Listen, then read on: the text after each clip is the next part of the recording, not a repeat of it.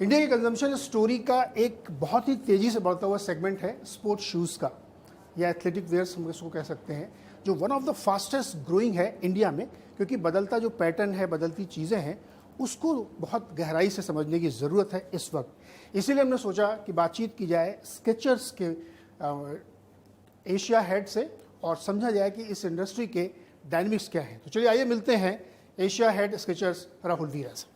Rahul sir, how are you Neeraj? I am कैसे good, आप?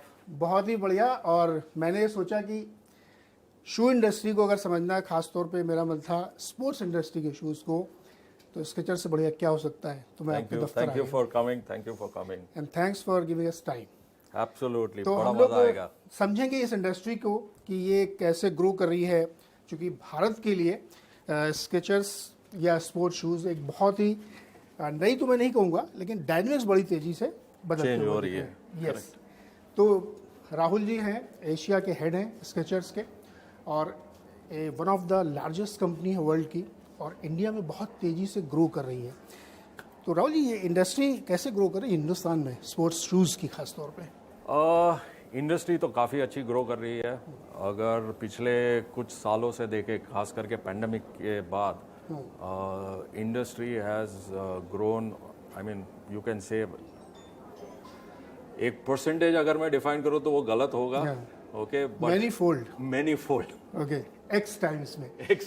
तो ऐसा क्या रीज़न था लोगों, ये एक्चुअली क्या बहुत सारी चीज़ें बदलती हैं। जैसे मैं हमेशा कहता हूँ कि जो आपकी clothing is extension of your skin, आपके लेग्स हैं जो एक्सटेंशन ऑफ कार्स हैं, जो आपके एक्सटेंशन ऑफ शूज़ हैं वो फीट को एक्सटेंड करते हैं।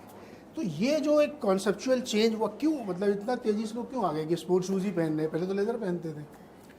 तो ऐसा है ना कि अगर पिछले कुछ सालों की अगर हम जर्नी देखते हैं तो pandemic has been one game changer, क्योंकि हेल्थ के चक्कर में सारे लोग कॉन्शियस हो गए, तो people started investing in their health.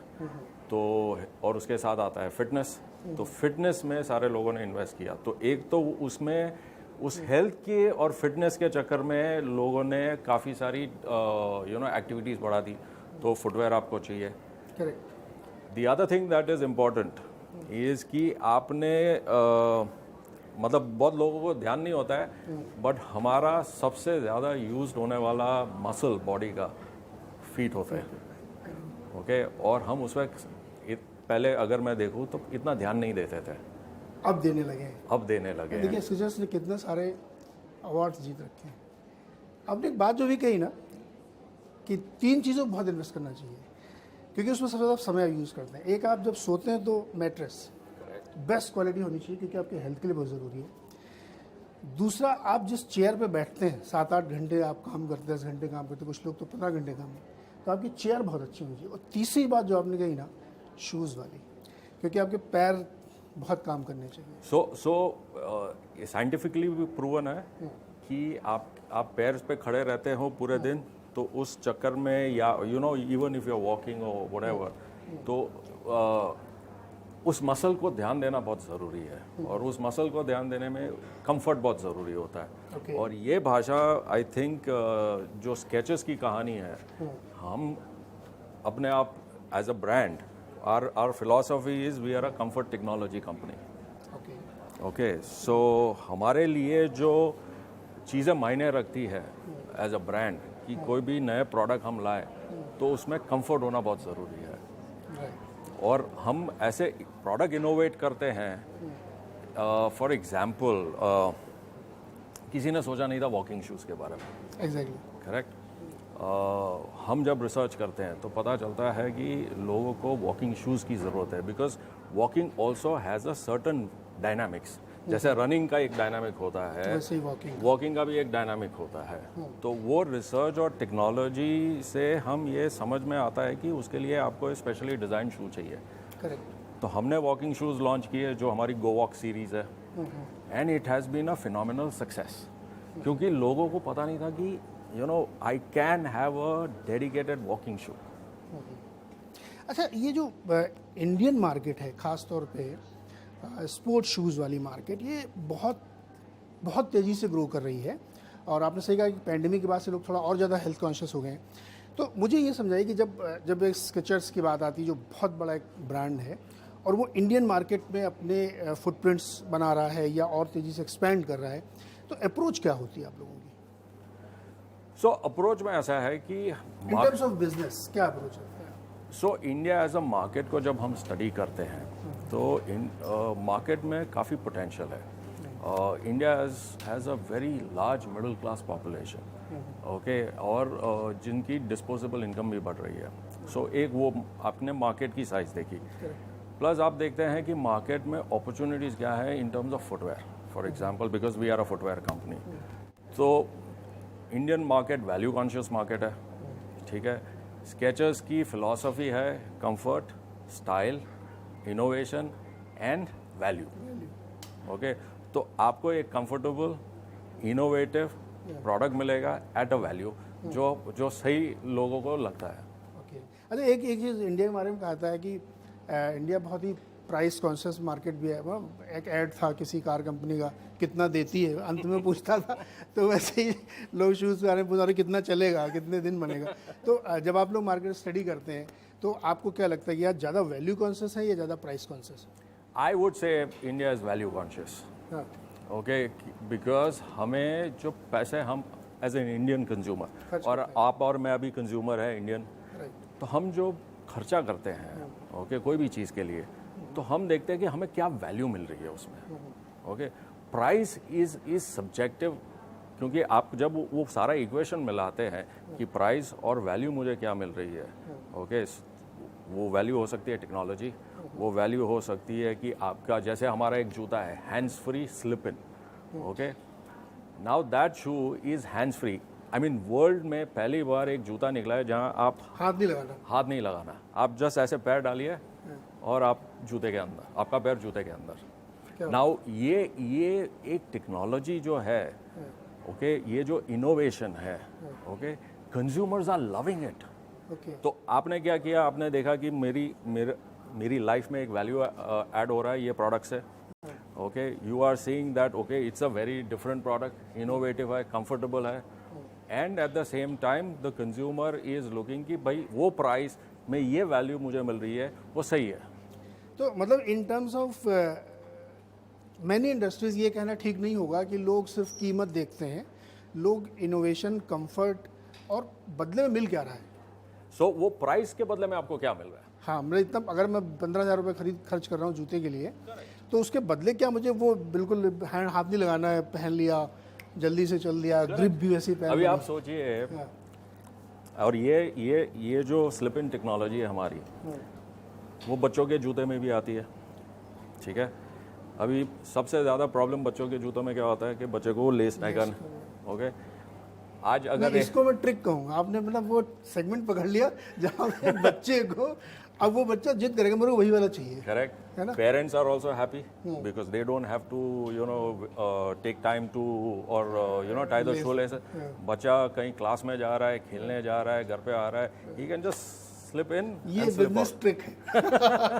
ये इनोवेशन है ना, इनोवेशन के साथ बिजनेस ट्रिक है कि किड को आपने, अच्छा अब तो वो बेचारा जो है ना जिद करेगा कि मेरे को यही वाला शू चाहिए। अच्छा, चूंकि शू इंडस्ट्री भारत में बहुत तेज़ी से ग्रो कर रही है, एक जगह बहुत कंसोलिडेटेड और ऑथेंटिक डेटा मिलता नहीं है, अलग अलग कंपनीज अलग अलग तरीके से अपने प्रोजेक्शन दे रही है, लेकिन एक रफ एस्टिमेट ये है जो मैंने पढ़ा था कि केवल शूज़ के स्पोर्ट्स वाले की करीब 15,000 करोड़ का मार्केट है और 17-18% CAGR से ग्रो कर रहा है। इसमें तरह तरह के बहुत सारे प्लेयर्स हैं। तो स्केचर्स जो है वो, क्या वो पूरे भारत में इसको एक्सपेंड करने का इरादा रखते हैं या कर रहे हैं, या अभी उनका टारगेट बड़े या बी सिटीज़ तक ही है? सो इंडिया हमारे लिए या भारत हमारे लिए एक सिग्निफिकेंट मार्केट है, एंड अगर मैं पॉपुलेशन पर्सपेक्टिव से भी देखूं, we are the largest populous country in the world, right? अब हो गए correct, recently correct. So and हमारा मिडिल क्लास भी काफ़ी ग्रोइंग है, तो एज अ मार्केट हमारे लिए अपॉर्चुनिटी और कंज्यूमर्स को सर्व करने के लिए बड़ी अपॉर्चुनिटी है। सेकेंडली कि इंडिया की एक खासियत जो है, शहर्स भी हैं T2 टाउन्स भी है, शहर्स है, T3 भी है, और यहाँ पर सारे कंज्यूमर्स अवेयर हैं, अवेयर सोशल मीडिया से थैंक्स अवेयर टू हैं, this digital and social media thanks to the digital and social media, access to internet, access to information काफ़ी सारी है. तो ये consumer becomes very conscious and demanding also. और उसी को मद्देनजर रखते हुए हमने क्या किया है, over the last few years we expanded our reach in all these markets. तो you will find Skechers stores in Mumbai also, and you will find Skechers stores in a T2 or a T3 town also. in every price point also. Yes. ये बहुत interesting है कि जो Indian middle class market है, मैंने एक price की story पढ़ी थी. प्राइस एक रिसर्च ऑर्गेनाइजेशन है जिनका मानना है कि अगले 15-20 सालों में इंडियन मिडिल क्लास का साइज आज से 3-4 गुना बड़ा होगा. करेक्ट. और वो उसके पास बहुत पैसे होंगे. जब मिडिल क्लास की हम बात करते हैं तो 5 लाख से 30 लाख तक की रेंज वाले लोग होते हैं जिसकी एनुअल इनकम होती है. उसको देखते हुए ये ग्रोथ बहुत बड़ी हो सकती है. तो इस ग्रोथ को कैसे कैप्चर करेगा स्केचर्स? क्या प्राइस में कुछ ट्विकिंग होगी? क्या जो और बिजनेस एक्सपेंशन के तरीके होते हैं, इनऑर्गेनिक, ऑर्गेनिक, उस पर कुछ होगा? इस पर बातचीत करेंगे एक बहुत ही छोटे से ब्रेक के बाद. हमारे साथ राहुल जी बने हुए हैं. ब्रेक के बाद तुरंत वापस आते हैं. एक बार फिर से स्वागत है आपका CNBC आवाज़ पर. और आज हम स्केचर्स के इंडिया ऑफिस में है मुंबई में, और जहां हम समझने की कोशिश कर रहे हैं कि स्पोर्ट शूज़ इंडस्ट्री कैसे ग्रो कर रही है और उसके क्या क्या कॉन्टूर्स हैं इंडिया में. राहुल हमारे साथ. राहुल ने बहुत सारी जानकारी भी दी इसके बारे में. राहुल, स्केचर्स कैसे एक्सपेंड करना चाहता है अपने आप को इंडिया में? फ्रेंचाइजी मॉडल पे, COCO मॉडल पे, या किस तरीके से आप लोग एक्सपेंड करेंगे? हमने जब इंडिया में जर्नी स्टार्ट की तो वी अडॉप्टेड की multi prong strategy of expansion. हमारा पहला फोकस था स्केचर्स के स्टोर्स. तो हमने कुछ स्केचर्स के स्टोर्स स्टार्ट किए, and then we started working with some of the large key account, जो की अकाउंट्स बोलते हैं हम, जैसे डिपार्टमेंट स्टोर्स हो गए, शू स्पेशलिटी रिटेलर्स हो गए. And then India is so huge, diverse. Okay, and India has its own challenges also in terms of expansion. Right. So that is where we started कि हमने franchise strategy adopt की कि expansion में, क्योंकि local जो flavor आता है franchisee का वो help करता है brand को. So हमने फिर company owned stores किए, franchise किए, की अकाउंट्स के साथ काम किया, ऑनलाइन प्लेयर्स के साथ हमने काम किया, डिस्ट्रीब्यूशन की. So we have distributors all across the country, distributing across to multiple mom and pop stores. तो ये स्ट्रैटेजी हमारे लिए वर्क की. And we were able to give reach out to much larger base of consumers. तो अभी चूंकि ये retail का एक सेगमेंट है और रिटेल में बहुत सारे अलग अलग सेंसिटिविटीज़ होती हैं. चूँकि आप हैं, फिर उसके बीच में एक थर्ड पार्टी जिससे आप मैन्युफैक्चर करा रहे हैं, फिर एक कस्टमर है, बीच में एक डीलर भी. मल्टीपल पॉइंट्स हैं. कैसे इंश्योर करते हैं कि ये सीमलेस हो और अल्टीमेट जो उसका बेनिफिशरी है, कस्टमर जिससे आप पैसे ले रहे हैं, उस तक सेम सेटिस्फैक्शन पहुँचे? सो ये एक तो कंपनी की कोर फिलॉसफी होती है. ओके. और वो जो फिलॉसफी के साथ आपके प्रोसेस एंड प्रोटोकॉल्स होते हैं, तो आप इंश्योर करते हो कि आप जहाँ मैन्युफैक्चरिंग करवा रहे हो, ओके, क्योंकि हमारे सारे कॉन्ट्रैक्ट मैन्युफैक्चरिंग होती है, तो वहाँ पर हमारे स्ट्रिक्ट स्टैंडर्ड्स होते हैं, कंप्लायंस होते हैं. Okay. Same way for example आज अगर फ्रेंचाइज स्टोर भी ऑपरेट कर रहा है तो they have very strict protocols and SOPs that they have to adhere to. For an end consumer, okay, it cannot make a difference कि वो company own store में जाए कि फ्रेंचाइज स्टोर में जाए. उसे उसके लिए कस्टमर सर्विस और या कस्टमर एक्सपीरियंस सेम होना चाहिए. ओके. सो वी इंश्योर कि हम उस पर काम करें और हमेशा इंश्योर करते हैं कि वो SOPs फॉलो होते हैं. तो आपकी अगली प्लानिंग जो है वो ज़्यादा कंपनी ओन्ड वाले में है या फ्रेंचाइजी है? इन टर्म्स ऑफ बिजनेस क्या ज़्यादा प्रूडेंट है? So it's always a mixed bag. Okay. There is no right one single thing which is right, because again India is a very diverse market. Okay. And therefore you always have to be flexible to handle these dynamism. तो हमारे लिए वो कुछ markets ऐसी होती है जहां हम फ्रेंचाइज से एक्सपेंशन करते हैं, कुछ होती है जहां हम कंपनी ओन करते हैं, तो वो हर एक की एक अलग अलग डायनामिज्म पे डिपेंड करता है। बट हम as a company we are always looking at all the opportunities.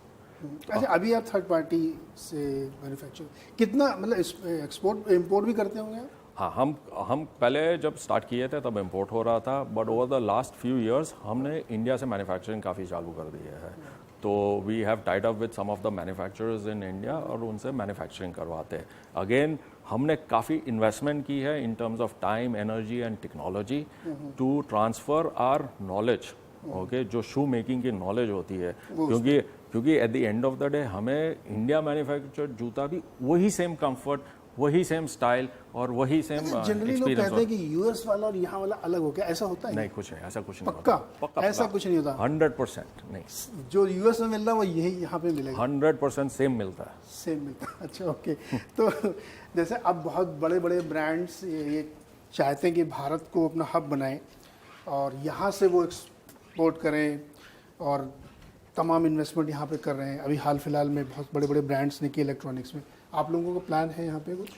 हम भी इवेल्युएट कर रहे हैं, हम भी काफ़ी उस पर आगे बढ़े हैं। जैसे हम इंडियन फैक्ट्रीज के साथ काम करना चालू कर दिया है, एंड हम जो हमारे जो मैन्युफैक्चरर्स है ग्लोबल, उनके साथ भी हमारे डिस्कशंस चालू है to support India's growth story. So, you know, whether it is for local consumption and create a hub for export also. Okay. तो ये इंडिया आपके लिए एक ऐसा मार्केट है जहाँ से आप नॉट ओनली एशिया, बहुत जगह अफ्रीका और लैटिन में भी आप यहाँ से कैटर कर सकते हैं। और चूंकि यहाँ पे बहुत अब चाइना +1 की स्टोरीज और पता नहीं क्या क्या स्टोरीज आ रही हैं, तो उसका फ़ायदा उठाना चाहते हैं।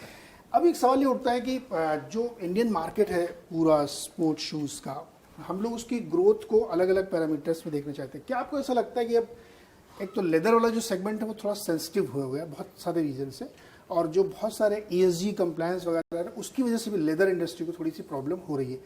क्या एक वो इसको नेचुरल हेज मिल रहा है स्पोर्ट्स इंडस्ट्री को, स्पोर्ट्स शूज़ इंडस्ट्री खास तौर पर?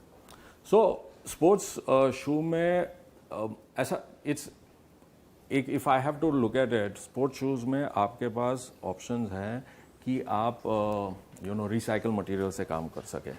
एज स्केचर्स हमारे पास हमने इस पे काम किया हुआ है और हमारा एक कलेक्शन है, our planet matters. Okay, that collection is works on recycled materials.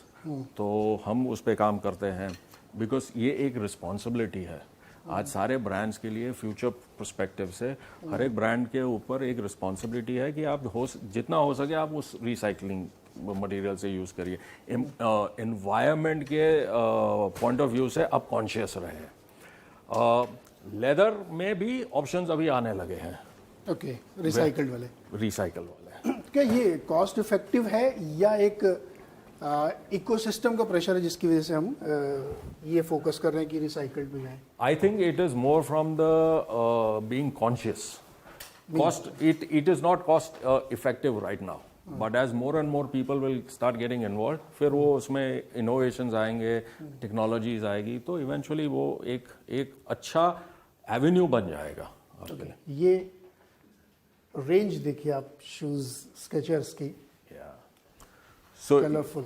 Absolutely. सो हमारे लिए ये बहुत इंपॉर्टेंट रहा है, जैसे मैंने आपको पहले बताया, style, innovation, comfort at a value. तो आप ये सारे इनोवेशंस, कलर्स, स्टाइलिंग देखेंगे कि जूता हैज़ टू बी एज जैसे हम कहते हैं ना कि वो आपके लिए एक स्टेटमेंट है। Exactly, correct. तो आप जो पहनते हैं वो आपकी एक पर्सनालिटी बताता है। तो हम इंश्योर करते हैं कि shoe can not be just a plain shoe, it has to be talking about your personality. आपके पास लेदर शूज है कि नहीं? आप फॉर्मल जो पहनते हैं तो क्या पहनते हैं? मैं तो स्केचर्स ही पहनता हूँ। अब ये तो इस समय बोलना ही पड़ेगा, राइट? नहीं, but I tell you honestly, हमारे जूते इतना कंफर्टेबल है कि आप अगर एक बार पहनेंगे ना, आई कैन गारंटी आप कोई और नहीं पहनेंगे। नहीं, ये तो स्पोर्ट्स शूज का सबसे बड़ी खूबी है कि लोगों को इतना कंफर्ट मिलता है कि उसमें वो चल रहा है। दूसरा चीज़, गवर्नमेंट की बहुत पॉलिसीज है कि स्पोर्ट्स को बहुत बढ़ावा दिया जा रहा है। नई जो खेल नीति बनी है उसके तहत बहुत किया, जो कि एक ट्रिगर पॉइंट है हिंदुस्तान में कि अलग अलग जगहों से इसको पुश मिल रहा है कि लोग स्पोर्ट्स की तरफ जाते हुए देख रहे हैं, तो ये फ़ायदा उठाएंगे आप लोग इसका? डेफिनेटली टाइप्स वगैरह करें कुछ बड़े? डेफिनेटली ये एक बहुत अच्छी मूवमेंट है कंट्री के अंदर, and it is good for the youth of the country, and as a brands also for us it gives a great opportunity to explore multiple areas of communication with the consumers. Okay, तो ये एक बहुत ही innovative segment हो सकता है जहाँ पे इस इंडस्ट्री को इम्पिटस मिलेगा बड़ा करने में, और किसी भी साइज का, किसी भी एज का, किसी भी जेंडर का व्यक्ति हो वो इसका फ़ायदा उठा सकता है। तो इंडियन कॉन्टेक्स्ट में हमने इस स्टोरी को बहुत डिटेल में समझा कि कैसे स्पोर्ट्स इंडस्ट्री पूरी तरीके से न सिर्फ बदल रही, हल्के हल्के से वो आपके जीवन में चलेगी कि लेदर शूज़ को, मतलब ये तो नहीं होगा कि एकदम रिप्लेस ही हो रहा है, बहुत अभी भी बहुत बड़ा मार्केट है उनका, इससे बड़ा मार्केट है। करेक्ट। लेकिन जिस तरीके से ये ग्रो कर रही है इंडस्ट्री वो काफ़ी इंटरेस्टिंग यहाँ पे देखने को मिल रही है। तो राहुल, ये बहुत एक इंटरेस्टिंग स्टोरी हमने यहाँ पे कवर की। मैं आपसे जानना चाहूँगा कि स्केचर्स के लिए, इंडियन मार्केट के लिए स्पेसिफिक 3 सबसे इम्पॉर्टेंट पॉइंट्स क्या हैं जिस पे आप अगले 10 साल में काम करेंगे? सो हमारे लिए एक तो as a India as a market एक सिग्निफिकेंट मार्केट है। हम यहाँ इस मार्केट में for example to build the business जो भी इन्वेस्टमेंट लग रहा है हम कर रहे हैं। ओके, जैसे हमने मैन्युफैक्चरिंग पर्सपेक्टिव से किया। ओके, हम यहाँ पर फॉर एग्जांपल हमारी एक ब्रांड एक्सपेंशन करने के लिए कोको जैसे COCO जो बोलते हैं, हम स्टोर्स कर रहे हैं, हम टेक्नोलॉजी में इन्वेस्ट कर रहे हैं यहाँ पर। तो from a long term perspective we are putting in all the right things and not shying away from investments into this market. और ये मार्केट सबके लिए, यानी बहुत बड़ा मार्केट है, इसमें बहुत सारे प्लेयर्स के लिए गुंजाइश है, जगह है, और इस मार्केट को एक्सपेंड होते हुए हम लोग देख रहे हैं। तो राहुल, बहुत मज़ा आया आपसे बातचीत करके और इस इंडस्ट्री को थोड़ा और डीपली समझ के, क्योंकि हम लोग तो अलग अलग चीज़ों में देखते रहते हैं। Thank you so much. Thank you so much for coming over, time देने के लिए, और स्पोर्ट्स शूज इंडस्ट्री को हमें डिटेल में समझा। Thank you so much viewers. उम्मीद करता हूँ कि आप लोगों को ये शो अच्छा लगा होगा। ऐसे ही और शोज हम करेंगे जिसमें किसी एक खास इंडस्ट्री को डीपली समझेंगे, डीप डाइव करेंगे कि वो इंडस्ट्री के डायनामिक्स क्या है और वो कैसे ग्रो कर रही है। बहुत बहुत शुक्रिया।